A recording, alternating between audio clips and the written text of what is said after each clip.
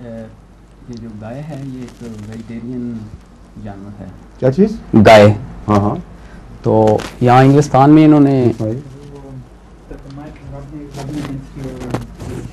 I know, but this is what you have given me. How can I change its character? It keeps slipping back into this direction. So I think I would put it this way, perhaps. That would be the only answer, right? But you have told me too late, haven't you? I hope this will do.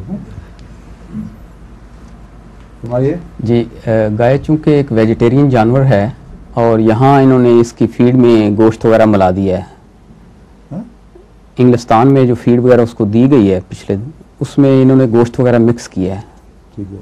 तो वो जो कुदरती एक तवाज़ुन था उसको ज़ाहिरी तौर पे इन्होंने अपसेट किया है। तो गोश्त की वजह से नहीं हुआ। अच्छा, वो गोश्त इन्फेक्टेड था।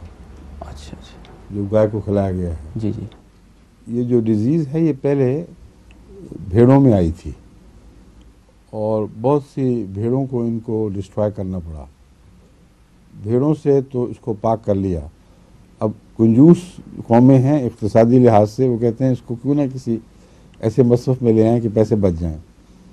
तो उन्होंने उसको एनिमल फीड में ख़ास तौर पर जो गाय को खिलाया जाता था प्रोटीन की सप्लाई के लिए दाखिल किया और वो चूँकि इन्फेक्टेड था वो उनके दिमाग में वही जरासीम पहुँच गया और फिर उसको और भी बाज़ जानवरों में इस्तेमाल, मसलन कैट फूड में इस्तेमाल किया गया और कैट्स में वही मैड काउ डिजीज़ मैंने खुद देखी है।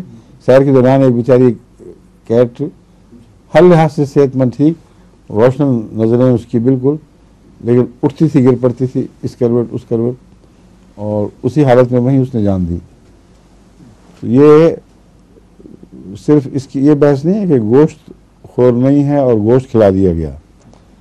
ऐसा गोश्त खिलाया गया जो जरासीम से मुलव्वस था और उसके नतीजे में जरासीम मुंतकिल हुए हैं, ये वायरस जो भी कह लें आप उसको। ठीक है।